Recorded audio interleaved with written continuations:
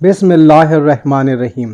بیان کیا گیا ہے کہ عمر ابن خطاب رضی اللہ تعالیٰ عنہ کے سامنے خانہ کعبہ کے زیورات اور ان کی کثرت کا ذکر ہوا تو کچھ لوگوں نے ان سے کہا کہ اگر آپ ان زیورات کو لے لیں اور انہیں مسلمانوں کے لشکر پر صرف کر کے ان کی روانگی کا سامان کریں تو زیادہ باعث اجر ہوگا۔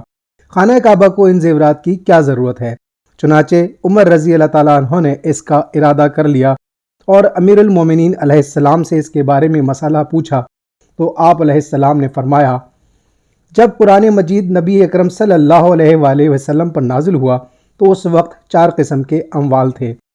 ایک مسلمانوں کا ذاتی مال تھا، اسے آپ صلی اللہ علیہ وآلہ وسلم نے ان کے وارثوں میں ان کے حصے کے مطابق تقسیم کرنے کا حکم دیا۔ دوسرا مال غنیمت تھا، اسے اس کے مستحقین پر تقسیم کیا۔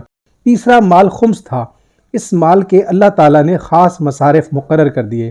چوتھے زکوٰۃ صدقات تھے، انہیں اللہ نے وہاں صرف کرنے کا حکم دیا جو ان کا مصرف تھا۔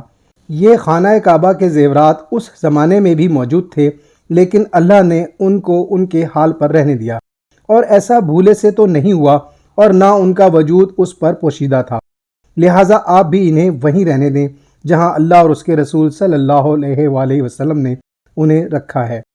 یہ سن کر عمر رضی اللہ تعالیٰ عنہ نے کہا، اگر آپ علیہ السلام نہ ہوتے تو ہم رسوا ہو جاتے، اور زیورات کو ان کی حالت پر رہنے دیا۔